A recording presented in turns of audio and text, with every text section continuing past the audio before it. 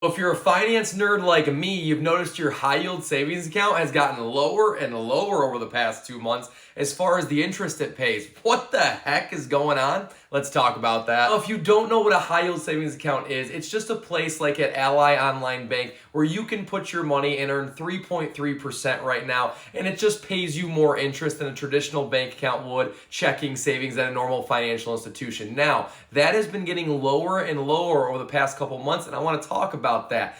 This man, Jerome Powell, if you don't know who he is the chair of our Federal Reserve in this country. And so what they do is they determine the Fed funds interest rate. And what that does is the amount that banks can lend to each other overnight to meet their deposit requirements. And that has been getting lower and lower over the past couple months, which affects your high yield savings account. So I want to show you that in a chart. Oh, Google Sheets, baby, here we come. But before we get into my sheet, I want to show you this chart right here, which is the Fed funds interest rate cuts over the last 2 months. You can see two dips here and here. Now, this chart shows you what those two dates are and what it affects. September 1st, we had nothing cut yet. 4.25 to 4.5 was the Fed funds target rate. Ally was paying you 3.5% to keep your money there in a high yield savings account. Then on September 17th, the Fed cut rates by a quarter point. What did that do? That lowered the Ally high yield savings account from 3.5 to 3.4%.